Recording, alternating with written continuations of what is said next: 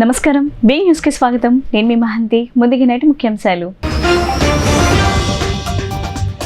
చివరి రోజున ఎన్నికల ప్రచారంలో జోరుగా పాల్గొన్న సీఎం జగన్ నేడు 3 జిల్లాల్లో పర్యటిస్తున్న ముఖ్యమంత్రి. వైఎస్ఆర్సీపీ అభ్యర్థులను ఓటు వేసి గెలిపించాలని అభ్యర్థన. ఇసుక, మద్యం, గంజాయి ద్వారా జగన్ అడ్డగోలుగా దోచుకుంటున్నాడన్న టీడీపీ జాతీయ కార్యదర్శి నారా లోకేష్. కుప్పం, మంగళగిరి నియోజకవర్గాలకు 300 కోట్ల చొప్పున దోపిడీ సొమ్ము పంపించారని ఆరోపణ. ఈ 2 నియోజకవర్గాల్లో ఓటుకు 10,000 రూపాయలు ఇవ్వాలని నిర్ణయించారని వ్యాఖ్య. పేదలకు జగన్ ఇస్తున్న పథకాలను ఇవ్వకుండా చంద్రబాబు, ఆయన టీం అడ్డుపడుతున్నారన్న మహిళా కమిషన్ మాజీ చైర్పర్సన్ వాసిరెడ్డి పద్మ. బటన్ నొక్కిన 14,000 కోట్ల నిధులు రానియకుండా అవ్వదాతలను ఇబ్బంది పెడుతున్నారని ఆగ్రహం. కూటమికి ఎన్నికల్లో ప్రజలు తగిన రీతిలో బుద్ధి చెప్తారని హెచ్చరిక. ప్రణాళికబద్ధంగా పశ్చిమ నగరాన్ని అభివృద్ధి చేస్తానన్న పశ్చిమ ఉమ్మడి బీజేపీ అభ్యర్థి సుజనా చౌదరి. ప్రజల జీవన ప్రమాణాన్ని పెంచేందుకు కృషి చేస్తానని హామీ. ప్రతి ఒక్కరూ ఓటు వేసి తనను గెలిపించాలని అభ్యర్థించిన సుజనా చౌదరి. విజయవాడ పశ్చిమ నియోజకవర్గంలో బీజేపీ అభ్యర్థి సుజనా చౌదరి ఎన్నికల ప్రచారంలో దూసుకుపోతున్నారు. 40 రోజులుగా అవిశ్రామికంగా పశ్చిమ నియోజకవర్గాన్ని చుట్టేశారు. గెలుపు దిశగా దూసుకుపోతున్న టీడీపీ, జనసేన బలపరిచిన బీజేపీ ఉమ్మడి అభ్యర్థి సుజనా చౌదరితో మా బీటీవీ న్యూస్ ప్రతినిధి ముఖాముఖి. నమస్తే అండి. నమస్తే అమ్మా. సుజనా చౌదరి గారు, చెప్పండి, 40 రోజుల నుంచి ఇంటింటికి వెళ్ళి మీరు విస్తృతంగా ప్రచారం చేశారు. పశ్చిమ నియోజకవర్గ ప్రజలకు ఫైనల్గా ఏం చెప్పాలనుకుంటున్నారు మీరు? 40 రోజుల నుంచి సుమారుగా 15-20 రోజులు నియోజకవర్గాన్ని అర్థం చేసుకోవడం సరిపోయింది. చిన్న చిన్న సందులు, కొండలు, కొండపైన, కొండ కింద అర్థం చేసినప్పటికే దుర్భర పరిస్థితుల్లో నియోజకవర్గం ఉన్నది అని మాత్రం నాకు అర్థమైంది. ఎందుకలా అనిపించింది అంటే అసలు అక్కడ 77 సంవత్సరాలు అయినాక, స్వతంత్రం వచ్చినాక జనాభా పెరిగిపోయింది. జనాభా సంఖ్య హయ్యెస్ట్ డెన్సిటీ అనుకుంటా విత్ ఇన్ ది ఆంధ్రప్రదేశ్లో. తక్కువ వైశాల్యంలో 2.5 లక్షల ఓటర్స్ అంటే సుమారుగా 3 లక్షల జనాభా ఉన్నట్లు లెక్క. రద్దీ, ట్రాఫిక్ సమస్యలు, సరైన స్కూళ్ళు లేవు, హాస్పిటల్స్ లేవు, రోడ్లు లేవు, డ్రైనేజ్ సిస్టమ్ అస్తవ్యవస్థగా ఉంది, కరెంటు సిస్టమ్ అంతే దారుణంగా ఉంది. అసలు నాకు ఆశ్చర్యం ఏంటంటే తాగునీరు కూడా లేక, డ్రైనేజ్ వాటరును తాగునీరు కలిపి మిక్స్ అయిపోయి వస్తూ ఉంది అని కొంతమంది మహిళలు చెప్తే నాకు చాలా బాధ అనిపించింది అసలు. కాబట్టి వీటన్నిటికీ కూడా పరిష్కార మార్గం ఒకటి. ఎందుకంటే మన భారత రాజ్యాంగంలో 5 సంవత్సరాలకు ఒకసారి ఎన్నికలు వస్తాయి. 5 సంవత్సరాలకు ఒకసారి మీ ఓటు హక్కుని వాడుకోండి.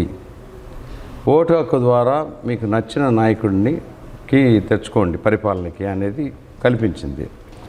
ఆ ఓటు హక్కుని సరిగ్గా వాడుకోక, ఆ రోజేదో సెలవు వచ్చిందని నిర్లిప్తంగా ఉండటం మూలానే సరైన ప్రజాప్రతినిధులు లేరు, ఇంతవరకు రాలేదని నా ఉద్దేశం. సో మీకు ఓటేసి మిమ్మల్ని గెలిపిస్తే మీరు పశ్చిమ నియోజకవర్గానికి ఏం చేస్తారు, ఎలా చేస్తారు? ఒక ఎమ్మెల్యేగా అంటే రాజకీయ సంకల్పం ఉంటే ఒక ఎమ్మెల్యే ఏం చేయగలడు అనేవన్నీ చేయగలను అనేది నా నమ్మకం. ఎందుకంటే ప్రత్యక్ష రాజకీయాల్లో నేను కూడా ఇది ఫస్ట్ టైం వస్తున్నాను. రాజ్యసభలో 12 సంవత్సరాలు పనిచేసినప్పుడు అంటే సుమారుగా 40-42 నియోజకవర్గాల రిప్రజెంటేషన్ కింద వస్తేనే ఒక రాజ్యసభ వస్తుంది. అప్పట్లో ఆంధ్రప్రదేశ్, ఉమ్మడి ఆంధ్రప్రదేశ్ మొత్తానికి నేను రిప్రజెంట్ చేసి మన భారతదేశ పార్లమెంట్లో వాణిని వినిపించి రాష్ట్రానికి కావాల్సిన అన్నీ కూడా చేసాం మనం. అది అప్పుడున్న పొజిషన్ బట్టి నేను అదే పెద్ద ప్రజాసేవ అనుకునేవాడిని నేను. కానీ ఇప్పుడు ప్రజలతో డైరెక్ట్గా మనం మాట్లాడినప్పుడు తెలుస్తూ ఉంది ఏంటంటే ప్రజలు అనేక సమస్యలతో ఉన్నారు. ప్రత్యక్ష రాజకీయాల్లోకి వస్తే అసలు ప్రజల బాధ ఏమిటి, మౌలిక సదుపాయాలు ఎంత దారుణంగా ఉన్నాయి అనేది తెలిసింది. ఆ తర్వాత ఏంటంటే నాకు 12 సంవత్సరాలు రాజ్యసభలో ఉండటం మూలాన అనుభవం కానీ, 3.5 సంవత్సరాల కేంద్ర మంత్రిగా పనిచేసిన అనుభవం కానీ, కొన్ని వేల మందికి ఉద్యోగాలు ఇప్పిస్తానికి నేను కొన్ని ఇండస్ట్రీస్ పెడతాం మూలాన ఆ అనుభవం కానీ, నేను ఇంజనీరింగ్ చదువుకుంటాం మూలాన నాకు ఉండే ఎక్స్పోజర్ కానీ, వ్యాపార రీత్యా ప్రపంచం అంతా తిరగబట్టి రాజకీయాలని మూలాన ఢిల్లీలో 12 సంవత్సరాలు ఉండి దేశ రాజకీయాలు ఏ రాష్ట్రాలు ఎలా ఉన్నాయనేది కూడా రీజనబుల్గా అవగాహన వచ్చింది, నాకు ఎక్స్పోజర్ వచ్చింది. ఆ అనుభవం అంతా కూడా జోడించి ఈ పశ్చిమ నియోజకవర్గాన్ని రూపురేఖలు మార్చాలనేది నా ఉద్దేశం. అవును, మీరు బూత్ లెవెల్ మేనిఫెస్టో రిలీజ్ చేసినట్టున్నారా కదా? అది కొత్త ఐడియా లాగా ఉంది. అసలు మీకు ఈ ఐడియా ఎలా వచ్చింది, ఎందుకు చేయాలనుకున్నారు? అంటే ఇప్పుడు టెక్నాలజీ వచ్చినాక డీసెంట్రలైజేషన్ అయితేనే మేనేజ్మెంట్ వస్తుంది. అంటే ఇప్పుడు నేను అనుకుంది ఏంటంటే ఎమ్మెల్యే ఆఫీస్ ఒకటి పెట్టి బూత్ లెవెల్ కదమ్మా, డివిజన్ వైజ్ 22 డివిజన్స్ ఉంటాయి. 22 డివిజన్స్లోనూ ఒక ఎమ్మెల్యే రిప్రజెంటేటివ్స్ని పెడితే నా ఉద్దేశం ఏంటంటే సివిల్ సొసైటీ ప్రతి డివిజన్లోనూ అనేక మంది చదువుకున్న వారు, రిటైర్ అయిన వాళ్ళు ఉన్నారు. వాళ్ళందరితో కలిపి వాళ్ళందరూ కూడా they are retired but not tired. వాళ్ళతో కలిపి వాళ్ళని ఎంపవర్ చేస్తే ఎమ్మెల్యే ఆఫీస్కి రిప్రజెంట్ చేస్తారు. వీళ్ళందరూ డబ్బు కోరుకునే వాళ్ళు కాదు, జీతాల కోసం చేసేవారు కాదు. 22 డివిజన్లలో కూడా సివిల్ సొసైటీ నుంచి అక్కడ ఉండే వాళ్ళలో రిటైర్డ్ టీచర్స్ కానివ్వండి, రిటైర్డ్ అనేక డిపార్ట్మెంట్స్లో పనిచేసిన ఆఫీసర్స్తో క్రియేట్ చేస్తే ఒక్కొక్క డివిజన్లో సుమారుగా 3,000 నుంచి 4,000 ఇళ్ళు ఉంటాయి. ఈ సివిల్ సొసైటీ ఇన్వాల్వ్మెంట్ అంటే ప్రతి 500 ఇళ్ళకి ఒకళ్ళని పెడితే ఒక 8 మంది నుంచి 10 మంది దాకా సెలెక్ట్ చేసుకుంటే వాళ్ళు వాళ్ళ సమస్యలను క్రోడీకరించి మెయిన్ ఎమ్మెల్యే ఆఫీస్కి కనుక పంపించగలిగితే అక్కడ నుంచి ఎఫెక్టివ్ ర్యాపిడ్ ఫోర్స్ పెట్టచ్చు. అక్కడ 3, 4, 5 పెట్టి వాళ్ళకి కావాల్సినవన్నీ కూడా రాష్ట్ర కేంద్ర ప్రభుత్వాలతో అనుసంధానం చేయడానికి ఉంటాయి. ఈ సబ్జెక్ట్ ఏంటంటే అక్కడికి వచ్చినా ఈ సమస్యను ఎలా సాల్వ్ చేయాలి అనేది నేను ఆలోచిస్తే, నేను కంపెనీలు నడిపాను, ప్రభుత్వంలో పనిచేశాను కాబట్టి ఆ ఐడియా వచ్చింది. ఎందుకంటే టెక్నాలజీ ద్వారా ఇప్పుడు నా వరల్డ్ ఈజ్ ఫ్లాట్, ప్రతిదీ ప్రతి ఒక్కరికి తెలుస్తుంది, చాలా ఈజీ, కమ్యూనికేషన్ చేయటం అనేది చాలా ఈజీ. కాబట్టి అది కనుక చేస్తే వాళ్ళకి 24 గంటలు అందుబాటులో ఉన్నట్లే లెక్క.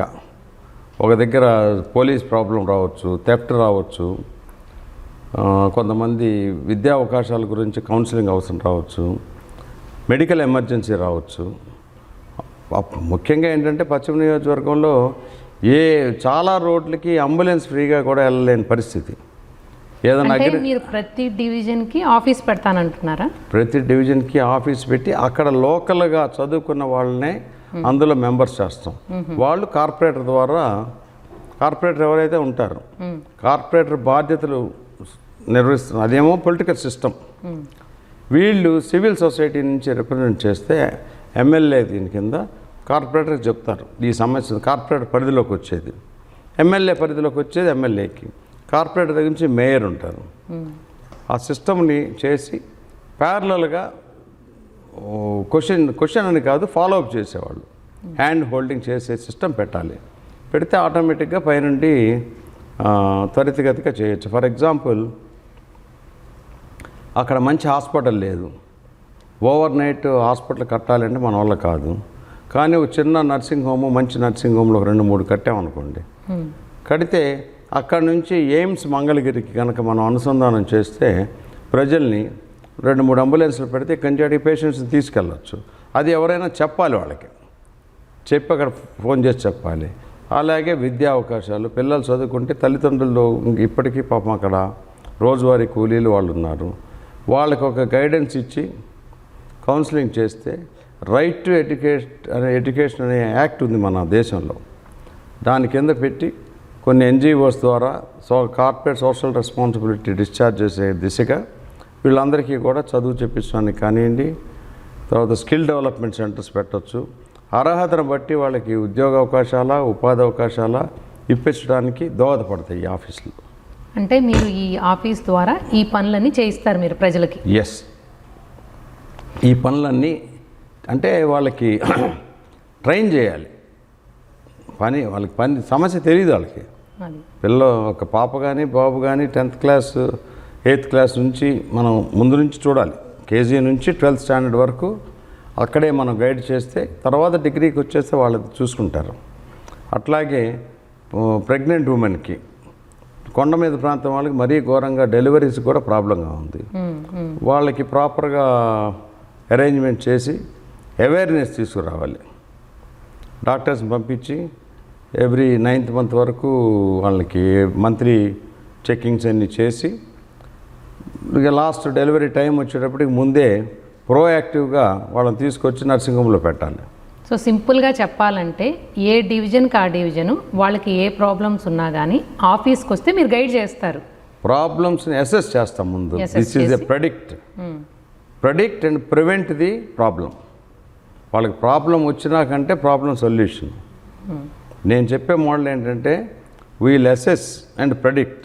ఒక్కొక్క కుటుంబంలో ఏమేమి సమస్యలు రావచ్చు వచ్చాయి, అది కనుక మనం డేటా అనలైజ్ చేసి పంపిస్తే వాళ్ళు అక్కడికి యాప్లో కానీ దాని దగ్గర ఉన్న ఆఫీస్కి వెళ్ళి చెప్తే వీళ్ళు మానిటర్ చేస్తారు. సిక్ పేషెంట్స్ ఉన్నారు, ఎక్కడ పెట్టారు, వాళ్ళు ఎలా మానిటర్ చేయాలి, ఆయుష్మాన్ భారత్లో చేయాలా, లేకపోతే స్పెషల్ ఇన్సూరెన్స్ ఏమైనా చేయాలా, గ్రూప్ ఇన్సూరెన్స్ చేయాలా, యాక్సిడెంట్ ఇన్సూరెన్స్లా, ఇవన్నీ చేయాలి. కానీ మీరు చెప్తున్నదంతా చూస్తుంటే ఇదంతా సింపుల్గా అవుతుంది అనిపించటం లేదు. నా దృష్టిలో ఒకసారి కనుక డిజైన్ చేస్తే వెరీ సింపుల్. ఈ రోజున టెక్నాలజీ తర్వాత మన భారతదేశం కూడా ఆర్థిక వ్యవస్థ చాలా పటిష్టమైంది. గత 10 సంవత్సరాల నుంచి నరేంద్ర మోడీ గారి ఆధ్వర్యంలో ఇప్పుడు 1,50,000 1,70,000 కోట్లు నెలకి మనకి జిఎస్టీ కలెక్షన్ వస్తూ ఉంది. అదంతా కూడా పేదరికాన్ని నిర్మూలించడానికే చేయాలి. సంక్షేమం అవసరం, కానీ వాళ్ళని ప్రొడక్టివ్గా చైతన్యవంతులు చేయాలి. చైతన్యవంతులు చేయాలి అంటే గైడెన్స్ కావాలి, సంక్షేమం కావాలి. సంపద సృష్టించడానికి గవర్నమెంట్ పాలసీస్ పెట్టాలి. ఆ తర్వాత ప్రతి ఒక్కరికి ఆదాయం పెరిగే విధంగా చూసుకోవాలి. ఆదాయం ఉంటే వాళ్ళు ఎలా ఉండాలి, ఏంటి, శుభ్రంగా ఉండాలి, హైజీనిక్గా ఉండాలి, చదువు చెప్పించుకోవాలి, ప్రొడక్టివిటీ పెరుగుద్ది. వెస్ట్ నియోజకవర్గాన్ని చూస్తే ఇక్కడంతా ముస్లిం ఓటర్లు ఎక్కువ, పైగా మీ ప్రత్యర్థి కూడా ముస్లిం. మైనార్టీలకు విజ్ఞప్తి చేయాలి అంటే ఏం చెప్పాలనుకుంటున్నారు మీరు? మైనార్టీస్కి విజ్ఞప్తి చేయాలి. నా ప్రత్యర్థి ముస్లిం అయినా, క్రిస్టియన్ అయినా, హిందువులు కూడా కొంతమంది ఉన్నారు ప్రత్యర్థులు. నేను ఆసిఫ్ గారు ఒక్కరే ప్రత్యర్థి నేను అనుకోవట్లా. సుమారుగా 10 మంది దాకా కంటెస్ట్ చేస్తూ ఉన్నారు. అందరం ఉన్నాం రేస్లో. ఎవరైనా సరే మైనార్టీస్ అందరూ ఒక సైడ్ వేస్తారని, కులం మతం ప్రాతిపదిక మీద నాయకుడిని ఎన్నుకుంటారని నేను అనుకోను. ప్రజలు చైతన్యవంతులు. ఇప్పుడు ఎవరికైనా ఒక హిందువుకి హార్ట్ అటాక్ వచ్చింది, హార్ట్ సర్జరీ చేయాలంటే ఎంతోమంది ముస్లిమ్స్ బెస్ట్ డాక్టర్స్ ఉన్నారు, అక్కడికి వెళ్ళి చేయించుకుంటున్నామా లేదా? అట్లాగే ముస్లిం సోదరులు హిందువుల దగ్గరికి వెళ్తున్నారా వెళ్ళట్లేదా? నాకు లేకపోతే ఒకవేళ యాక్సిడెంట్లో బ్లడ్ కావాలంటే నాకు ముస్లిం బ్లడ్డే కావాలి, హిందూ బ్లడ్ కావాలని అడిగే పరిస్థితి కాదు ఇది ఈ రోజుల్లో. కాబట్టి ముస్లిం సోదరులు, క్రిస్టియన్ సోదరులు కూడా అనుభవం, సమర్థత, సామర్థ్యం చూస్తారు. డెఫినెట్గా నా ప్రత్యర్థి కనుక ఎక్కువ అనుభవం ఉంది అని అనుకుంటే వాళ్ళు మనస్సాక్షిగా ఆలోచించి ఓటు వేయాలి. నేను నా ధర్మం కాబట్టి కమలానికి, సైకిల్కి ఓటేయండి, కూటమిని గెలిపించండి అని చెప్తా. అది చెప్పటం, మా రిక్వెస్ట్ చేయటం వరకే, అభ్యర్థించడం. ఆ తర్వాత వాళ్ళు మనస్సాక్షిగా ఓటు హక్కు అనేది భారత రాజ్యాంగం కల్పించింది కాబట్టి ఓటు వాళ్ళకి ఏది కరెక్ట్ అనుకుంటే వాళ్ళకి వేయాలి. ఆ ఓటు వేసే ముందు ఈ కూటమి స్ట్రెంగ్త్ ఏమిటి, opposition party YSRCP party, YS Rajasekhara Reddy గారి తనయుడిగా ఒకసారి ప్రజల్ని మభ్యపెట్టి ఓట్లు సంపాదించుకోవడం జరిగింది. ఏదన్నా కానీ ప్రజాస్వామ్యంలో 5 సంవత్సరాలు భగవంతుడి ఆశీస్సులతో వచ్చినాక 5 సంవత్సరాలని నిర్వీర్యం చేసేసారు. ఎందుకంటే ఒక 5 సంవత్సరాల కాలం అంటే ఒక యువత జీవితంలో, మనిషి జీవితంలోనే అసలు చాలా ఇంపార్టెంట్ పీరియడ్. ఒకళ్ళు కనుక 10th క్లాస్ చదివినాక, అంటే 10th క్లాస్ అంటే 15 years అనుకోండి ఏజ్, 20 వచ్చేటప్పటికి వాళ్ళకి ఓటు హక్కు వచ్చేటప్పటికి సుమారుగా చాలామంది డాక్టర్లు అవుతున్నారు, ఇంజనీర్లు అవుతున్నారు, ఐఏఎస్ అవుతున్నారు, ఐపీఎస్ అవుతున్నారు 5 సంవత్సరాల్లో. 5 సంవత్సరాలని నాశనం చేసేసి యువతనంతా కూడా తప్పుదోవ పట్టించారు. ఇప్పుడు వాళ్ళందరూ ఇప్పుడు మనకి పశ్చిమ నియోజకవర్గంలో ఎక్కువ గంజాయి ప్రాబ్లం ఉంది, గంజాయికి అలవాటు పడ్డారు. కాబట్టి ఈ యువతీ యువకులకు కూడా ఒక మంచి డీట్రైనింగ్ చేయాలి, డీ అడిక్షన్ లాగా. So we have to detrain to retrain the people. అలాగే మీరు చంద్రబాబుని సీఎం చేసుకోవాలి, నరేంద్ర మోడీ గారిని పీఎంని చేసుకోవాలని చెప్పి మీరు చెప్తున్నారు. ఎందుకు అంత ఖచ్చితంగా చెప్తున్నారు? ఎందుకు చేసుకోవాలి? భారతదేశంలో అతిపెద్ద పార్టీ భారతీయ జనతా పార్టీ. నరేంద్ర మోడీ గారి నాయకత్వంలో గత 10 సంవత్సరాల్లో భారతదేశం అభివృద్ధి వేగవంతంగా జరిగింది. 60 సంవత్సరాలు కాంగ్రెస్ గవర్నమెంట్ చేసింది ఏమిటంటే ఎస్సీ, ఎస్టీ, ముస్లిం, క్రిస్టియన్ ఓట్లని ఓట్ బ్యాంక్ కింద వాడుకొని వాళ్ళు నడిపిస్తూ వచ్చారు. నరేంద్ర మోడీ గారు వచ్చినాక తన మన కులం మతం లేకుండా అట్టడిగిన వర్గాల వాళ్ళకి సహాయం ఎలా చేయాలి, పేదరికం నుంచి బయటికి ఎలా తీసుకురావాలి, దాని మీద ఆయన ఆల్రెడీ ప్రూవ్ చేసి చూపెట్టారు. ప్రపంచ పటంలో ఇండియా అంటే ఒక డెవలప్డ్ నేషన్ కింద వికసిత్ భారత్ అని అంటున్నాం మనం. ఈ రోజున ఆ స్టేజ్కి తీసుకెళ్లారు. ఆల్మోస్ట్ నరేంద్ర మోడీ గారు ఈరోజు ప్రపంచ నాయకుడు అయిపోయారు. రెండవది, చంద్రబాబు నాయుడు గారు తెలుగుదేశం పార్టీ ఆంధ్రప్రదేశ్లో అతిపెద్ద పార్టీ. ఈవెన్ 2019లో కూడా జగన్మోహన్ రెడ్డి గారు గెలవల, వీళ్ళు ఓడిపోయారనేది నా దృఢ నమ్మకం. చంద్రబాబు నాయుడు గారు ఆ రోజుల్లో హైదరాబాద్ని సెంటర్ కింద పెట్టుకొని ఎలా డెవలప్ చేశారో ఆంధ్రప్రదేశ్ని అందరికీ తెలిసిన విషయమే. కాబట్టి ఇక్కడ అమరావతిని ఎలా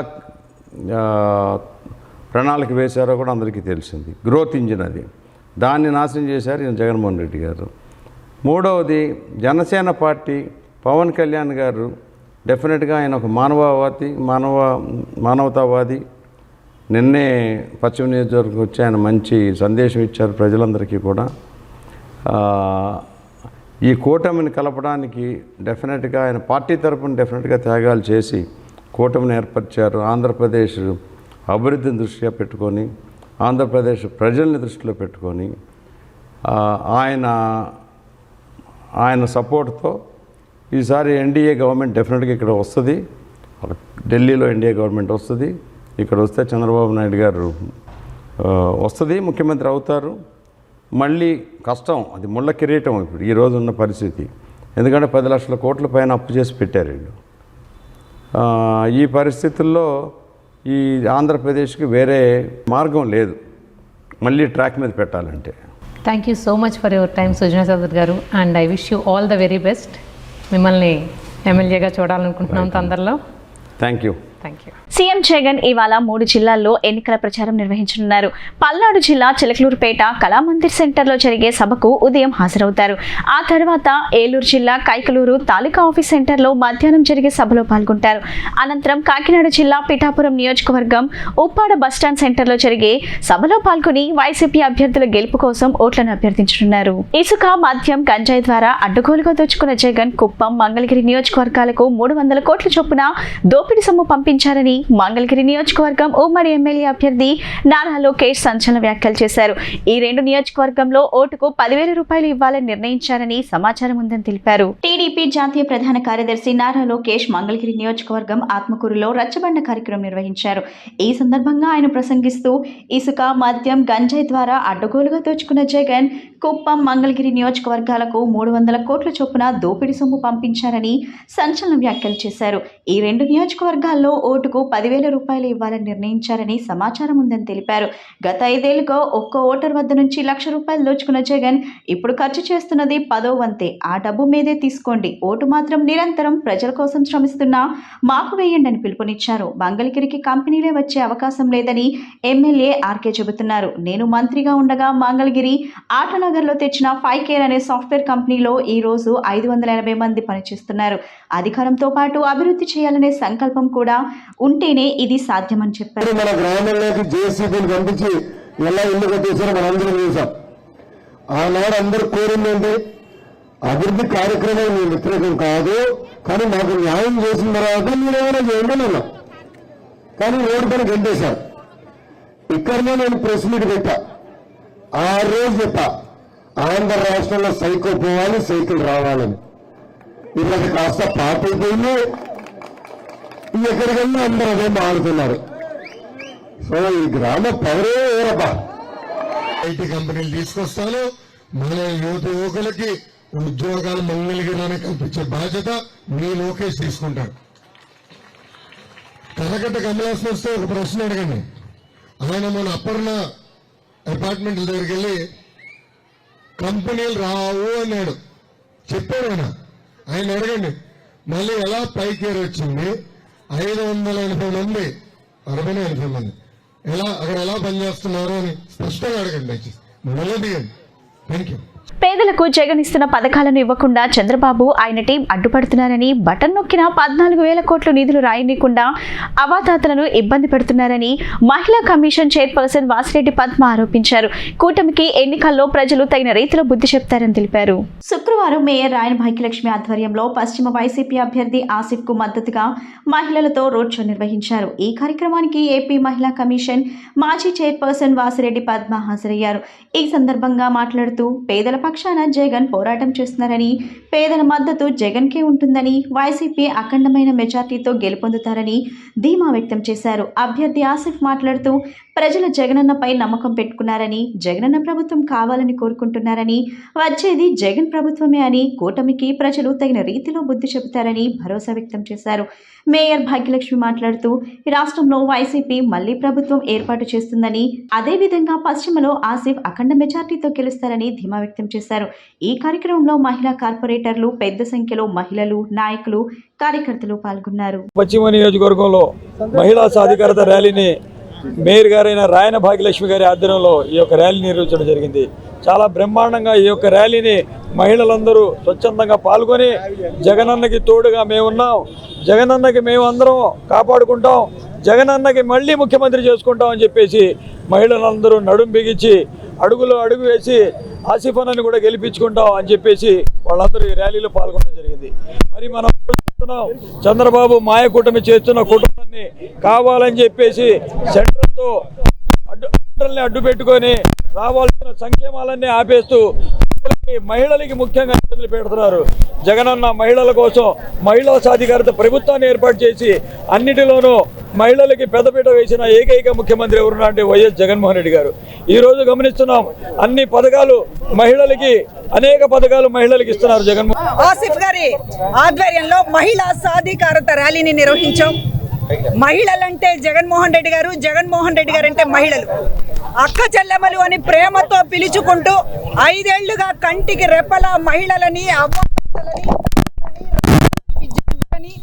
బీసీలని, ఎస్సీ ఎస్టీ బీసీ మైనారిటీ వర్గాలని కంటికి రెప్పలా కాపాడుకున్నటువంటి ఏకైక ముఖ్యమంత్రి జగన్మోహన్ రెడ్డి గారు ఈ రోజున 5 ఏళ్లుగా దాదాపు 3 లక్షల కోట్ల రూపాయలని ఇంటికే డైరెక్ట్గా వాళ్ళ బ్యాంక్ అకౌంట్ జమ చేసి ఇంటింటి అభివృద్ధిని చూపించి ప్రతి సామాన్య కుటుంబం కూడా తన కాళ్ళ మీద తను నిలబడేటటువంటి శక్తినిచ్చినటువంటి జగనన్న గారి మీద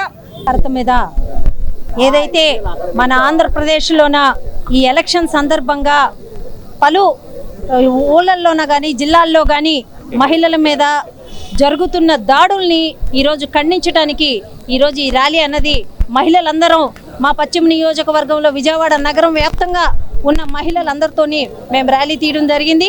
ఈ కార్యక్రమానికి మా మహిళా నాయకురాలు మా పద్మ గారు, ఈరోజు పద్మావతి గారు మాతోటి ప్రయాణించటము, వాసిరెడ్డి పద్మ గారు, అలాగే మా పశ్చిమ నియోజకవర్గ అభ్యర్థి గారు షేక్ ఆసిఫ్ గారు, అలాగే మైలవరపు రత్నకుమారి గారు, గోదావరి గంగా గారు, అలాగే కార్పొరేటర్స్, అలాగే మా చైతన్య రెడ్డి గారు కార్పొరేటర్లు, అలాగే మా మహిళా నాయకురాళ్ళందరూ ఈరోజు అందరూ రావటం జరిగింది. అందరూ ఈరోజు మహిళా సాధికారత కోసం మేమందరం కలిసి ఈరోజు జగనన్నకి ఓటు వేయాలి, జగనన్నని మళ్ళీ గెలిపించుకోవాల్సిన ఆవశ్యకత ఈరోజు మహిళల మీద ఉంది.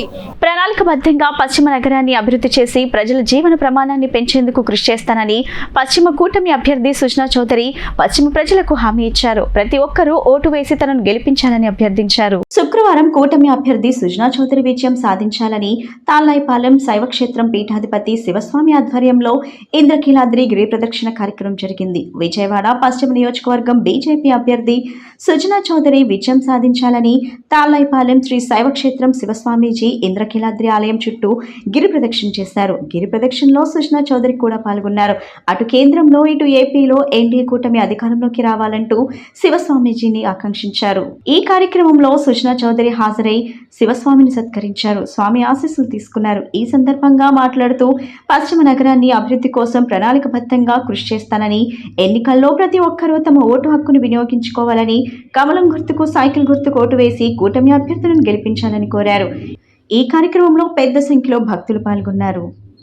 ఈరోజు పశ్చిమ నియోజకవర్గంలో 34, 35, 56 డివిజన్లు మొదలుపెట్టి రేపు సాయంత్రం 3 గంటల లోపల మిగిలిన డివిజన్ అన్నీ కూడా ఇంకొకసారి ప్రతి ఒక్కరిని కలిసి నేను అభ్యర్థించదలుచుకున్నా. ఓటు హక్కు యొక్క విలువ ఏమిటి, ఓటు ఎట్టి పరిస్థితులు వేయాలని చెప్పి కమలానికి ధర్మం ప్రకారం కమలానికి సైకిల్కి ఓటు వేయవలసిందిగా కోరే పని మీద ఉన్నాను. వాళ్ళ సమస్యలన్నీ కూడా పూర్తిగా తెలుసుకున్నాను కాబట్టి వాళ్ళకి ప్రతి డివిజన్కి ఒక మేనిఫెస్టో తయారు చేసాం. ఏంటంటే ప్రణాళిక తయారు చేసి వాళ్ళ జీవన ప్రమాణాలు ఎలా పెంచాలనే దాని మీద నేను చాలా డెప్త్గా లోతుగా వెళ్ళి నేను అన్నీ కూడా తయారు చేశాను. ఇక 13వ తేదీ అంటే 13 నెంబర్ 1 నొక్కితే సైకిల్, 3 నొక్కితే కమలం, అందరికి కూడా ఓటేయమని చెప్పి అడుగుతున్నాను. బెజవాడలో శుక్రవారం మధ్యాహ్నం ఒక్కసారిగా ఆకాశం మేఘావృతమైంది. ఉరుములు మెరుపులతో వర్షం కురిసింది. గంటసేపకు కుంభవృష్టిగా వర్షం కురవడంతో నగరంలోని పలు ప్రాంతాలు జలమయమయ్యాయి. బైన్ సర్కిల్ సమీపంలో రోడ్ల మధ్యలో వర్షపు నీరు చేరింది. నిర్మలా కాన్వెంట్ రోడ్లు నీట మునిగాయి. వన్ టౌన్లో భారీ వర్షం కురవడంతో వీధులన్నీ వర్షపు నీటితో నిండిపోయాయి. ఎండలతో అల్లాడుతున్న ప్రజలకు వర్షంతో సేద తీరారు. భారీగా కురిసిన వర్షంతో ఒక్కసారిగా వర్షపు నీరు రావడంతో కొద్దిసేపు ఆయా ప్రాంతాల్లో మురుగునీరు నిలిచిపోయింది. దీంతో వాహన చోదకులు తీవ్ర ఇబ్బందులు ఎదుర్కొన్నారు. రాబోయే తరాలకు మంచి భవిష్యత్ కావాలంటే ఇండియా కూటమిని గెలిపించాలని కాంగ్రెస్ పార్టీ జాతీయ అధ్యక్షుడు మల్లికార్జున్ ఖర్గే పిలుపునిచ్చారు. ఈ రాష్ట్రంలో వైకాపా, తెదేపా, జనసేన పార్టీల్లో ఎవరికి ఓటేసినా భాజపాకి ఓటేసినట్లేనన్నారు.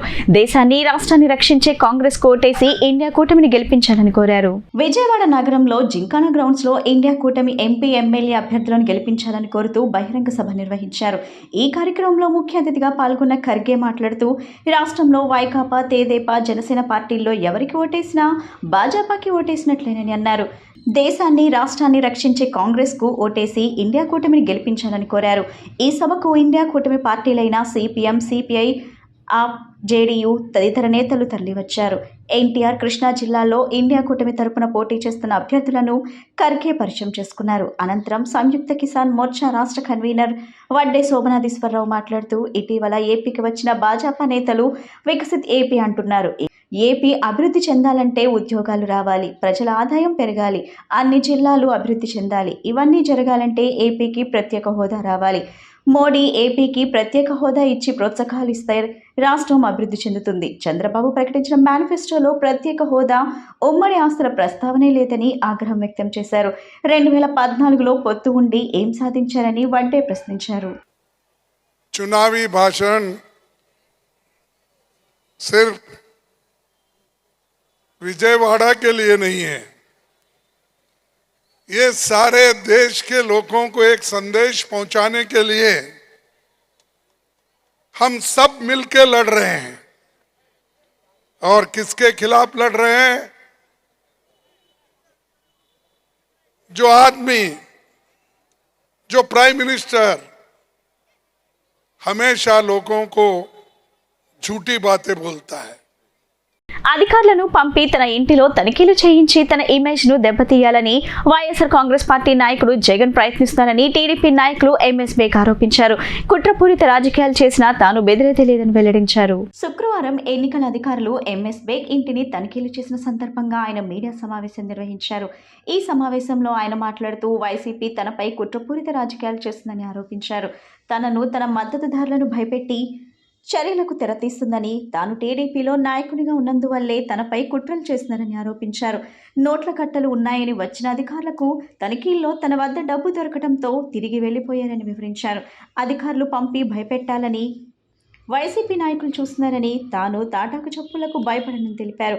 పశ్చిమలో ఎమ్మెల్యే అభ్యర్థి సుష్మా చౌదరిని, పార్లమెంట్ అభ్యర్థి కేసినేని చిన్నిని అఖండ మెజార్టీతో గెలిపించుకుంటామని, ఈ విషయంలో మైనార్టీల పూర్తి మద్దతు ఉంటుందని వివరించారు. ఈ కార్యక్రమంలో టీడీపీ నాయకులు సారేపల్లి రాధాకృష్ణ, మైనార్టీ నాయకులు తదితరులు పాల్గొన్నారు. మించిపేట నా స్వగృహాన్న భారీ బలగాలతో ఎలక్షన్ అఫీషియల్స్, పోలీసులు, ఐటీ అఫీషియల్స్ ముగ్గురు కలిసి సుమారు 7 వాహనాల్లో పెద్ద సంఖ్యలో తరలి వచ్చి, నేను పార్టీ కార్యాచరణలో క్యాన్వాసింగ్లో ఉంటే సడన్గా మా ఇంటి మీద దాడి చేసి సోదా చేయడానికి మన ఇంట్లో తోసుకొని అందరినీ, మా స్టాఫ్ని ఇంటి పైన తలుపులు వేసి ఉంటే ఫ్యామిలీ మెంబర్స్, పిల్లలు, మా ఇంట్లో మా వైఫ్, మా బంధువులు ఉంటే డోర్లన్నీ తోసుకొని ఆపటానికి ప్రయత్నం చేసినప్పటికి కూడా లోపల వెళ్ళిపోయి ఎవరికి చెప్పా పెట్టకుండా కనీసం ఒక సెర్చ్ వారెంట్ ఉందా లేదా అని అడిగటానికి ప్రయత్నం చేసి మా బిల్డింగ్ మేనేజర్ని వాళ్ళని బెదిరించి వాళ్ళ దగ్గర నుంచి ఫోన్ లాక్కొని మీరు మా పనిలో అడ్డుపడితే మీ మీద కూడా చర్య తీసుకుంటామని చెప్పి ఎక్కడికక్కడ తనిఖీలు స్టార్ట్ చేశారు. ప్రతి గదిలో ఉన్న ప్రతి కార్నర్, ప్రతి బాక్స్, ప్రతి షెల్ఫ్, మంచాలు, సూట్ కేసులు, చిన్నపిల్లల బట్టలు కూడా మొత్తం తీసి బయటపడేసి తనిఖీ చేసి మంచాలు, పరుపులన్నీ కూడా ఎత్తి బీరువాల్ని తనిఖీలు చేయాలని చెప్పి బెదిరించి భయభ్రాంతులు చేసే ప్రయత్నం ఈరోజు ఒక తెలుగుదేశం పార్టీ మైనార్టీ నాయకులుగా మా ఇంటి మీద ఇలాగా సోదా చేయడం అనేది చాలా సిగ్గుచేటు. విశాఖపట్నంలో వైకాపా నాయకులు కబ్జా చేసిన భూములకు హక్కులు పొందేందుకు జగన్ భూ హక్కు చట్టం తెచ్చారని, ఈ యాక్టును కూటమి ప్రభుత్వం రద్దు చేస్తుందని, సంబంధిత దస్త్రంపైనే చంద్రబాబు రెండవ సంతకం చేస్తారని తూర్పు నియోజకవర్గం ఎమ్మెల్యే అభ్యర్థి గద్దె రామ్మోహన్ అన్నారు. జగన్ పాలనలో నష్టపోయిన రాష్ట్రాన్ని అగ్రస్థానంలో నిలబెట్టడమే ధ్యేయంగా కూటమి ప్రభుత్వం పనిచేస్తుందన్నారు. శుక్రవారం 11వ డివిజన్లో స్థానిక నేతలతో కలిసి ఆయన ఎన్నికల ప్రచారం చేశారు. ఈ సందర్భంగా ఆయన మాట్లాడుతూ, ఇప్పటికే వైకాపా నేతలు ప్రజలను అనేక రకాలుగా ఇబ్బందులు పెట్టి ఆస్తులు దోచుకుంటున్నారు. జగన్ పాలనలో నష్టపోయిన రాష్ట్రాన్ని అగ్రస్థానంలో నిలబెట్టడమే ధ్యేయంగా కూటమి ప్రభుత్వం పనిచేస్తుందన్నారు. వచ్చే ఎన్నికల్లో సైకిల్ గుర్తుపై ఓటు వేసి ఎమ్మెల్యేగా తనను, ఎంపీగా కేశినేని శివనాథ్ను గెలిపించాలని కోరారు. అనంతరం భూ హక్కు చట్టం జీవో ప్రతులు దహనం చేశారు. భాజపా నేత పోతంశెట్టి నాగేశ్వరరావు, నాయకులు కోనేరు రాజేష్, పాసం సుజాత, శేఖమూరి రాజేంద్ర ప్రసాద్, కొలసాని నాగమణి, పామర్తి కిషోర్, దేవరపల్లి ఆంజనేయులు తదితరులు పాల్గొన్నారు. విజయవాడ తూర్పు నియోజకవర్గమే కాదు, విజయవాడ పార్లమెంటరీ నియోజకవర్గంలో ప్రతి ఒక్క దాంట్లో కూడా గ్లాసు కూర్చుంది. అది జనసేన నాయకుడు పవన్ కళ్యాణ్ గారి గ్లాసు కాదు, అది ప్రజల్ని మోసం చేయటానికి వచ్చిన గ్లాసు. ఇక్కడ మనం అందరూ కూడా ఆలోచించి విజయవాడ తూర్పు నియోజకవర్గంలో అటు పార్లమెంట్ అభ్యర్థి అయిన కేశినేని చిన్ని గారిది కానీ, శాసనసభ అభ్యర్థి అయిన నాది కానీ, ఈ రెండు కూడా సైకిల్ గుర్తే. అక్కడ గ్లాస్ ఎక్కడన్నా కనపడినా అది మన గ్లాసు కాదు, ఈ కూటమి యొక్క గుర్తు ఇక్కడ సైకిల్. అది భారతీయ జనతా పార్టీ నాయకులైనా కార్యకర్తలైనా, జనసేన పార్టీ నాయకులైన కార్యకర్తలైనా, తెలుగుదేశం పార్టీ నాయకులైన కార్యకర్తలైన అందరి గుర్తు కూడా ఏకైక గుర్తు సైకిలు. ఆ సైకిల్ మీద ఓటేసి అటు పార్లమెంటు అభ్యర్థిని, ఇటు శాసనసభ అభ్యర్థిని నన్ను కూడా గెలిపించమని మీ ద్వారా. రాజ్యసభ సభ్యులు ఆర్ కృష్ణయ్యపై దాడి దుర్మార్గమని జాతీయ బీసీ సంక్షేమ సంఘం రాష్ట్ర కన్వీనర్ బోరు దుర్గా నరేష్ యాదవ్ అన్నారు. బీసీల కోసం ఆయన చేసిన కృషి ఎనలేదన్నది చెప్పారు. ఆయన చేసిన పోరాటాల వలన ఎంతో మంది నేడు ఉన్నత స్థానంలో ఉన్నారని తెలిపారు. బీసీలకు 50% రిజర్వేషన్లు కావాలని ఢిల్లీలో పోరాటం చేస్తున్న వ్యక్తి కృష్ణయ్య అని గుర్తు చేశారు. సింగ్నగర్ లోని బీసీ సంక్షేమ సంఘం యువజన విభాగం అధ్యక్షులు రంగు విక్రమ్ కార్యాలయంలో ఏర్పాటు చేసిన విలేకరుల సమావేశంలో సంఘం రాష్ట్ర కన్వీనర్ బోను దుర్గా నరేష్ మాట్లాడారు. ఎక్కడ అవినీతి మరక లేకుండా పోరాటాలు చేస్తున్న ఘనత ఆర్ కృష్ణయ్య సొంతమని చెప్పారు. అలాంటి మంచి వ్యక్తిపై రాయితో దాడి చేయటాన్ని తీవ్రంగా ఖండిస్తున్నామన్నారు. దాడి చేసిన వారిని వెంటనే గుర్తించి చర్యలు తీసుకోవాలని కోరారు. చంద్రబాబు నేతృత్వంలో ఇలాంటి దాడులు చేయటం దారుణమన్నారు. రాబోయే తరాలకు ఏం సందేశం ఇస్తున్నారని చంద్రబాబును ప్రశ్నించారు. సీఎం జగన్ వెల్లంపల్లి శ్రీనివాస్పై జరిగిన దాడిని మరవక ముందే కృష్ణయ్యపై దాడి చేయటం బీసీ సంక్షేమ సంఘం తరపున తీవ్రంగా ఖండిస్తున్నామన్నారు. ఇదే పరిస్థితి మీకు వస్తే ఏమి చేస్తారని ప్రశ్నించారు. బీసీలను చులకనగా చూస్తున్న మీకు రాబోయే ఎన్నికల్లో మా పవర్ చూపిస్తామని అన్నారు. అబద్ధాలతో మోసం చేస్తున్న చంద్రబాబుకు ఎస్సీ, ఎస్టీ, బీసీలు బుద్ధి చెబుతారని హెచ్చరించారు. జగన్ మేనిఫెస్టోలో ఎంతో క్లియర్గా తాను చేయాలనుకున్నది చెప్పారని, చంద్రబాబు మాత్రం ఇష్టానుసారంగా మేనిఫెస్టోలో పెట్టారన్నారు. కృష్ణయ్యపై జరిగిన ఈ దాడికి గుణపాఠంగా చంద్రబాబును ఓడించి జగన్ని గెలిపించాలన్నారు. అనంతరం బీసీ సంక్షేమ సంఘం యువజన విభాగం జిల్లా అధ్యక్షులు రంగు విక్రమ్ మాట్లాడుతూ ఆర్ కృష్ణయ్యపై దాడి జరగడం బాధగా ఉందన్నారు. బీసీలను బానిసత్వం నుంచి బయటపడేసే ప్రయత్నం చేస్తున్న కృష్ణయ్యపై దాడి హేయమైందన్నారు. బీసీల తరపున అనేక పోరాటాలు చేసిన కృష్ణయ్యకు బీసీలందరూ అండగా ఉంటారని అన్నారు. దాడి చేసిన వారిపై చర్యలు తీసుకోవాలని ఆయన డిమాండ్ చేశారు. ఈ కార్యక్రమంలో బీసీ సంక్షేమ సంఘం కోస్తాంధ్ర ఇన్ఛార్జ్ చింతా శ్రీనివాస్, సురేష్, భవానీ పాల్గొన్నారు. బీసీ సంక్షేమ సంఘం స్టేట్ ఇన్ఛార్జి ముఖ్యంగా నిన్న సాయంకాలం శ్రీకాళహస్తిలో మా జాతీయ అధ్యక్షులు, రాజ్యసభ సభ్యులు గౌరవనీయులు ఆర్ కృష్ణయ్య గారు అక్కడ ప్రచార నిమిత్తం పాల్గొనగా అక్కడ కొంతమంది దుండగులు ఆర్ కృష్ణయ్య గారి మీద బండరాయితో దాడి చేయడం జరిగింది. బీసీల యొక్క ఆత్మాభిమానం, బీసీల యొక్క గౌరవం, అలాగే తరతరాలుగా బానిసత్వానికి బలైపోతున్న బీసీల కోసం గత 50 సంవత్సరాలుగా ఎన్నో ఉద్యమాలు చేసి దాదాపు 10,000 పేజీలకు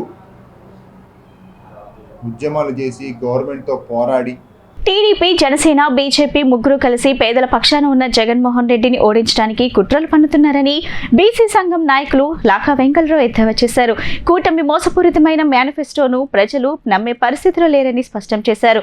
ప్రతిపక్షాలు ఎన్ని అబద్ధపు హామీలు ఇచ్చినా వచ్చే ఎన్నికల్లో మళ్లీ ముఖ్యమంత్రి అయ్యేది జగన్మోహన్ రెడ్డి అని ధీమా వ్యక్తం చేశారు. విజయవాడ తూర్పు నియోజకవర్గ అభ్యర్థి దేవినేని అవినాష్, ఎంపీ అభ్యర్థి కేశినేని శ్రీనివాస్ నానీలకు అఖిల భారతీయ యాదవ మహాసభ మరియు జాతీయ బీసీ సంఘం మద్దతు తెలిపింది. ఈ సందర్భంగా బీసీ సంఘం నాయకులు లాకా వెంకలరావు యాదవ్ మాట్లాడుతూ వైసీపీ అధికారంలోకి వచ్చాక తూర్పు నియోజకవర్గంలో 650 కోట్లు అభివృద్ధి పనులు చేశారని, 10 ఏళ్లలో గద్దె రామ్మోహన్ నియోజకవర్గానికి చేసింది శూన్యమన్నారు. తెలుగుదేశం పార్టీకి సంబంధం లేకుండా కేశినేని నాని 7 నియోజకవర్గాల్లో టాటా గ్రూప్తో కలిసి అభివృద్ధి పనులు చేశారన్నారు. వచ్చే ఎన్నికల్లో అవినాష్ని కేశినేని నాని అఖండ మెజార్టీతో గెలుస్తారని ధీమా వ్యక్తం చేశారు. 5 ఏళ్లలో ముఖ్యమంత్రి జగన్మోహన్ రెడ్డి అన్ని పథకాలు 99% అమలు చేశారని చెప్పారు. సచివాలయాల వ్యవస్థ ప్రజల దగ్గరికే తీసుకొచ్చిన ఘనత జగనన్నదని చెప్పారు. టీడీపీ, జనసేన, బీజేపీ ముగ్గురు కలిసి పేదల పక్షాన ఉన్న జగన్మోహన్ రెడ్డిని ఓడించడానికి కుట్రలు పన్నుతున్నారు. కూటమి మోసపూరితమైన మేనిఫెస్టోలు ప్రజలు నమ్మే పరిస్థితి లేరని చెప్పారు.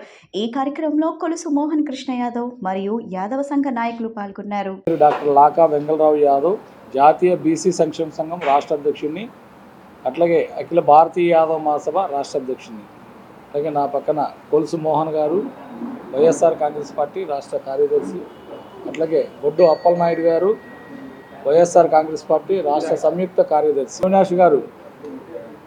మరి ఈ యొక్క విజయవాడ ఈస్ట్ అసెంబ్లీ నియోజకవర్గంలో ఆయన పార్టీలో చేరిన దగ్గర నుండి సుమారుగా 600 నుంచి 700 కోట్ల రూపాయలు అభివృద్ధి పనులు చేయడం జరిగింది. అంటే గతంలో రాష్ట్ర కార్యదర్శిని, మరి మీరందరూ కూడా చూస్తూ ఉన్నారు, మాకంటే ఎక్కువ తెలుసు. రాష్ట్రంలో ప్రస్తుతం జరుగుతున్న ఇది పేదలకి పెత్తందారులకి జరుగుతున్న మధ్య యుద్ధం. ఈ యుద్ధంలో మరి ఖచ్చితంగా పేదలే గెలిచి తీరుతాం. ఎందుకంటే 2019లో ఏదైతే మేనిఫెస్టో పట్టుకుని వైఎస్ జగన్మోహన్ రెడ్డి గారు ఎలక్షన్కి వెళ్ళారో అది 99% పూర్తి చేసి నేను మళ్ళీ 2024లో ఇదిగో ఇది చేయగలను అని చెప్పి 2 మేనిఫెస్టోలు ఈ భారతదేశ చరిత్రలో 75 వసంతాలు జరిగిన పరిస్థితుల్లో 2 మేనిఫెస్టోలు పట్టుకున్న ఏకైక ముఖ్యమంత్రి ఈ దేశంలో ఎవరైనా ఉంటే అది ఓన్లీ ఒక వైఎస్ జగన్మోహన్ రెడ్డి గారు మాత్రమే. అట్లాగే మీ కుటుంబానికి మంచి జరిగితేనే నన్ను ఆశీర్వదించండి అని చెప్పిన ఏకైక దమ్మున్న రాజకీయ నాయకుడు ఈ 29 రాష్ట్రాల్లో ఎవరైనా ఉన్నారంటే ఆయనే వైఎస్ జగన్మోహన్ రెడ్డి గారు. మరి దరిదాపు డీబీటీ ద్వారా 2,70,000 కోట్ల రూపాయలు పేద ప్రజలకు డైరెక్ట్గా బటన్ నొక్కి అకౌంట్లో వేసిన ఘనత ఈ దేశ చరిత్రలో ఈ ముఖ్యమంత్రి గారికి, ఈ రాష్ట్రానికి చెల్లిందని చెప్పి నేను తెలియజేస్తున్నా. గత 5 ఏళ్ల వైకాపా పాలనలో రాష్ట్రం గంజాయికి కేరాఫ్ గా మారిందని ఆదర్శ మహిళా మండలి రాష్ట్ర అధ్యక్షురాలు కె లక్ష్మి విమర్శించారు. ఈ ఎన్నికల్లో మహిళలంతా కలిసి వైకాపాను ఓడించాలని పిలుపునిచ్చారు. జగన్ హయాంలో అరాచకాలు పెరిగాయని, యువత గంజాయి మత్తుకు బానిసలుగా మారారన్నారు. శుక్రవారం ఆమె విజయవాడ ప్రెస్ క్లబ్ లో విలేకరులతో మాట్లాడారు. జగన్ హయాంలో అరాచకాలు పెరిగాయని, యువత గంజాయి మత్తుకు బానిసలుగా మారారన్నారు. రాష్ట్రంలో జరుగుతున్న అన్యాయాలు, అక్రమాలు ప్రజలకు వినిపించాలనే ఉద్దేశంతోనే ఢిల్లీలో తన చేతివేలు నరుక్కున్నట్లు చెప్పారు. ఇంత జరిగినా రాష్ట్ర ప్రభుత్వంలో చలనం లేదని మండిపడ్డారు. నవరత్నాల చాటున దోపిడీ జరుగుతుందని ఆరోపించారు. ఎంతో మంది బాలలు గంజాయికి అలవాటు పడ్డారని ఆవేదన వ్యక్తం చేశారు. మళ్లీ వైకాపాకు ఓటు వేసి మహిళలు తమ జీవితాలను నాశనం చేసుకోవద్దని హితవు పలికారు. ఎన్డీఏ కూటమి అభ్యర్థులకు ఓటు వేసి గెలిపించాలని ఆమె కోరారు. జనం పార్టీ రాష్ట్ర అధ్యక్షుడు కంబం ఆనంద్ కుమార్ మాట్లాడుతూ, నా ఎస్సీలు, ఎస్టీలు అంటూ అందరినీ జగన్ వంచారని విమర్శించారు. ఒక్క కలం పోటుతో 27 దళిత పథకాలను రద్దు చేశారని మండిపడ్డారు. 2019లో తామందరం కలిసి ఓటు వేసి గెలిపిస్తే తిరిగి మమ్మల్నే మోసం చేశారని పేర్కొన్నారు. రాష్ట్రాన్ని దోపిడీ చేసిన జగన్ జైలుకు వెళ్లే వరకు తాము విశ్రమించమని చెప్పారు. ఈ సమావేశంలో సంఘం నాయకులు బి ఉమా, పల్లపు పద్మావతి, చల్లరత్నం రాజు, పిల్లి రాంబాబు తదితరులు పాల్గొన్నారు. పేరు కంబం ఆనంద్ కుమార్, జనం పార్టీ స్టేట్ ప్రెసిడెంట్. నేను గుంటూరులో ఉంటాను. ఈరోజు ప్రధానంగా ఆదర్శ మహిళా మండలి అధ్యక్షురాలైనటువంటి కోపూరి లక్ష్మి గారు, వారికి తోడుగా జనం పార్టీ ఈ ఆంధ్ర రాష్ట్రంలో ఉన్నటువంటి ప్రధానమైన సమస్యల మీద మేమందరం పోరాటం చేస్తూ ఉన్నాం.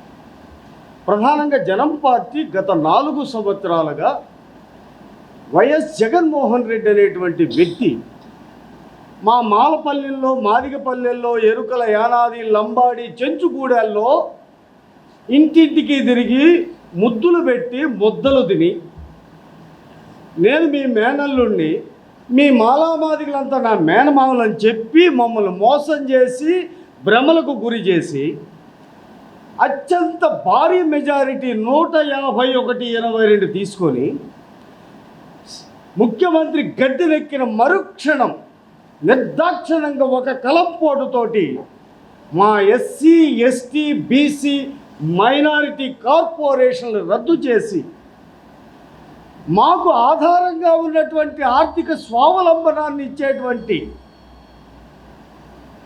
మా సబ్సిడీ రుణాలన్నీ కూడా నిర్వీర్యం చేసి మా ఎస్సీ, ఎస్టీ సప్లాన్ నిధులన్నీ ఆయన సొంత పథకాలకు, నవరత్నాలకు వాడుకొని. వార్తలు ముగించే ముందు ముఖ్యాంశాలు మరోసారి.